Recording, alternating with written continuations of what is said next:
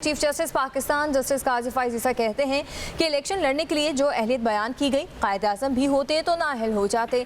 कहा, क्या कोई शख्स बयान हल्फी दे सकता है कि वो अच्छे किरदार का मालिक है? एक मुसलमान सादिक और अमीन के लफ्ज़ नबी करीम के सिवा किसी के लिए इस्तेमाल नहीं कर सकता। सुप्रीम कोर्ट ने नाअहली की मुद्दत 5 साल या ताहयात से मुतल्लिक केस की समाअत 4 जनवरी तक मुलतवी कर दी। चीफ जस्टिस ने कहा कि जनरल ज़ियाउल हक ने किरदार से मुतल्लिक शिकें शामिल कराईं। क्या ज़ियाउल हक का अपना किरदार अच्छा था? कहा, सितम ज़रीफ़ी है कि आइन के तहफ़्फ़ुज़ की कसम खाकर आने वाले खुद आइन तोड़ दें और फिर ये तरामीम भी करें। एक मार्शल एडमिनिस्ट्रेटर कैसे आइन में अहलियत का मयार मुकर्रर कर सकता है? जस्टिस जमाल मंदखिल ने कहा कि जब गैर मुंतखब लोग कवानीन बनाएंगे तो ऐसा ही होगा। अटॉर्नी जनरल ने कहा कि ताहयात नाअहली के फैसले पर नज़रसानी होनी चाहिए। जस्टिस मंसूर अली शाह ने कहा, किसी को एक बार सज़ा मिल गई तो बात ख़त्म क्यों नहीं हो जाती?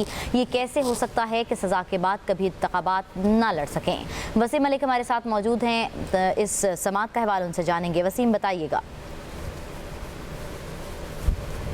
सुप्रीम कोर्ट ऑफ पाकिस्तान के सामने आज एक अहम मुकदमे की समाअत थी। एक जानिब सुप्रीम कोर्ट ऑफ पाकिस्तान का 2018 का फैसला था जिसमें आइन के आर्टिकल 62(1)(f) में जो टर्म ऑफ डिस्क्वालिफिकेशन थी उसे फॉर लाइफ यानी ताहयात कर दिया गया था। और उसके बाद दूसरी जानिब इलेक्शन एक्ट की जो सेक्शन 332 हालिया एक तरमीम से ऐड की गई और जिसके मुताबिक इस नाअहली को 5 साल करार दिया गया था। तो सुप्रीम कोर्ट ऑफ पाकिस्तान के सामने सवाल ये था कि क्या सुप्रीम कोर्ट ऑफ पाकिस्तान का 2018 का जो फैसला है वो बाला है या इलेक्शन एक्ट की सेक्शन 232 की ज़ेली क्लास 2 है जिसके तहत नाअहली 5 साल की गई है। उससे मुतालिक एक लार्जर बेंच था चीफ जस्टिस काजी फाइज ईसा की सरबराही में।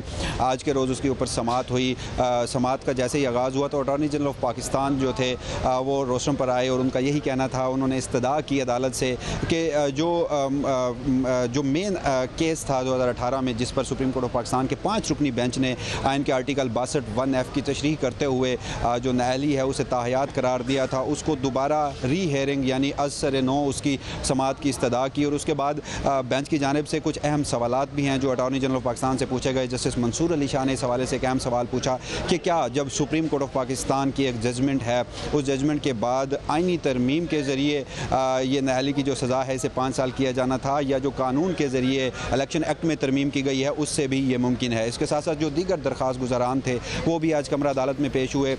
जो इस्तेकाम पार्टी के सरबराह हैं जहांगीर तरीन, उनके वकील मखदूम अली खान भी आज कमरा अदालत में पेश हुए और उनका भी यही बताना था कि उनके जो मोकल हैं उन्हें भी इसी आर्टिकल के तहत ताहयात नाअहली की जो सज़ा है वो सुनाई गई थी। और उनके ऊपर इल्ज़ाम ये था कि उन्होंने एक ट्रस्ट के मातहत या एक ट्रस्ट की जो प्रॉपर्टी थी उसे अपने कागजात नामजदगी में जो है वो शो नहीं करवाया। और उसके साथ साथ आज के रोज़ जो कमरा अदालत में इस बात पर भी डिस्कशन हुई कि ये जो आइन का आर्टिकल 62 है उसमें जो दीगर ये जो शिकें शामिल की गई हैं, इनकी सब क्लासेस शामिल की गई हैं, ये किस दौर में हुई थी।